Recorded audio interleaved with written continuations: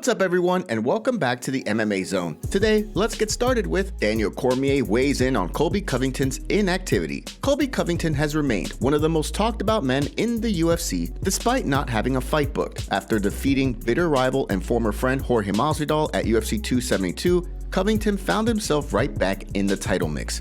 At one point, UFC President Dana White stated that the promotion was working to book a welterweight #1 contender fight between Covington and Khamzat Chimaev. But despite hype from fans, the fight never materialized. During a recent YouTube video, Hall of Famer Daniel Cormier spoke about the situation and the lack of news regarding Covington's next fight, saying that if Chaos doesn't get back into the octagon soon, the rest of the division is going to pass him by. Like, he won his last fight, so it's like, but time has passed. But time is passing, Right. and being idle isn't the best thing for a guy in a division that's constantly moving. But the moment Colby Covington starts to reinsert himself, he'll be loud, he'll be boisterous, he'll have a lot to say, and people will start to pay attention, and then right away he's back relevant. Because we have not seen anyone but Kamaru Usman for a really long time solve the puzzle that is Colby Covington. With Gilbert Burns getting ready to fight Masvidal and Belal Muhammad eager to earn a crack at the winner of Leon Edwards vs. Kamaru Usman 3, Covington's relevancy could start to diminish. March 5th will mark 1 year since the former two-time title challenger stepped into the octagon. Without a fight on the horizon, it's safe to say we could wind up waiting until sometime this summer at the earliest before seeing the #2 ranked welterweight back in the cage. When he does return, who do you want to see him fight? Play matchmaker in the comments section below. Gilbert Burns vows to make Jorge Masvidal suffer. This week, Gilbert Burns called for his UFC 287 clash with Jorge Masvidal to be a 5-round affair, while also calling for the former two-time contender to put his BMF title on the line. Masvidal shot down both ideas, saying he wanted BMF money if he was putting his belt on the line. When Gilbert Burns caught wind of the news that there wasn't going to be a 5-round fight, he was admittedly disappointed. The way he sees things, even if the BMF belt isn't on the line, the fight deserves to be contested over 25 minutes rather than 15. Ultimately, whether or not the fight is a 5-rounder, Burns plans to pick up a dominant win. During a recent interview, he spoke about the fight, saying, "The main goal is destroying these guys and becoming champion," Burns said. "So if it doesn't happen, it doesn't happen. 3 rounds, I'm gonna make that guy suffer so much in 3 rounds that it should be enough, but 5 rounds just guarantees a finish. If the fight is 5 rounds, I'll finish. But if he don't want it, it's all good." How do you see the fight between the two going? Give us your predictions in the comments section below. Islam Makhachev believes the UFC has not promoted UFC 284 enough. Leading up to UFC 284, lightweight champion Islam Makhachev isn't too happy with how the UFC has handled the promotion for his Clash of Champions with Alexander Volkanovski.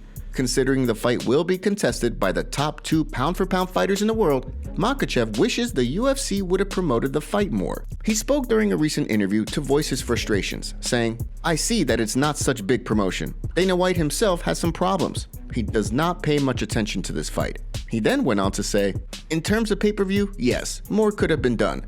I only saw Volkanovski once in Sydney. A tour could be organized around the world. A conference could be held in America." As Mike Bond pointed out, of the UFC's last 50 posts on Twitter, only one has been about UFC 284. By comparison, Dana White's Power Slap League has 9 tweets on the promotion's feed. With the fight now just over a week away, it'll be interesting to see how the fight performs in terms of pay-per-view buys.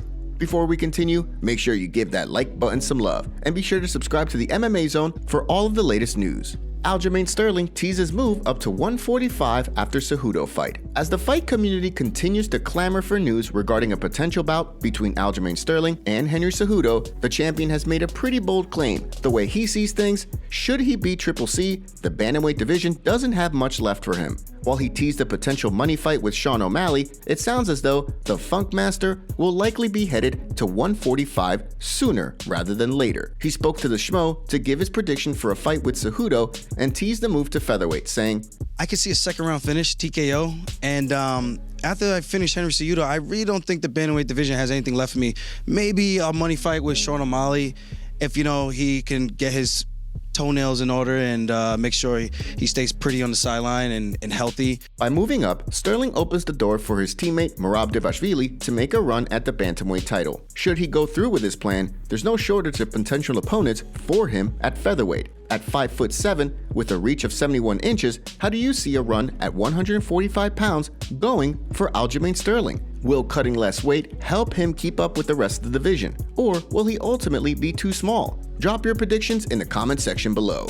Ariel Helwani fires back at Joe Rogan. Longtime UFC commentator Joe Rogan recently caught himself in the crossfire of MMA Journalist of the Year Ariel Helwani after Rogan accused Helwani of goading a claim out of Sean Brady that he was sent death threats prior to his UFC 280 fight with Belal Muhammad. The journalist didn't hold back. He responded this week on the MMA Hour, saying, "What the is that all about? First of all, I didn't get Sean Brady to say that. Sean Brady just offered that up on his own. How could I have gotten him to say that? And what does that even mean in general? Ariel Helwani likes people to say things or to get people to say things."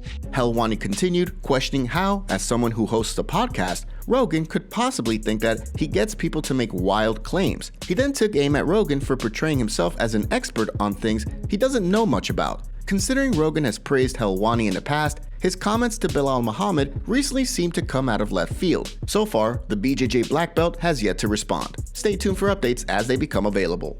Derek Lewis doesn't want Dan Miragliotta reffing his fights. Ahead of his upcoming return to the octagon, former heavyweight title challenger Derek Lewis doesn't want veteran referee Dan Miragliotta refereeing his fights anymore. He spoke to media members leading up to his clash with Sergey Spivak on Saturday at the UFC Apex, saying that he hopes anyone but Miragliotta gets assigned refereeing duties. In typical Black Beast fashion, his explanation as to why left everyone laughing. It's the last 2 fights I lost, he been the ref. And if he's the ref on this fight, I'm gonna be like, nah, I don't want him. And they still gonna try to put him in the cage. And he gonna say, fighter, you ready? Fighter, you ready? I'm gonna say, no. We're gonna need Herb Dean or somebody up in there. There's been no word yet as to whether or not Dan Miragliotta will be on hand for this card. With referee assignments typically doled out the date of the event, it'll be interesting to see how things play out. And now for our breaking news story of the day.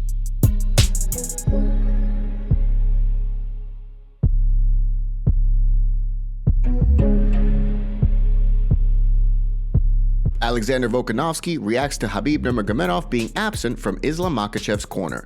Ahead of the highly anticipated Clash of Champions in Perth at UFC 284, Alexander Volkanovski, like many others, found himself shocked by news that Khabib Nurmagomedov was stepping away from coaching. Despite the Eagle missing out on cornering duties for UFC 284, Volkanovski knows that Makhachev is going to show up when it comes time to fight. He spoke during a recent episode of the MMA Hour saying, I guess I was at the start, but it doesn't matter. You know, I'm not.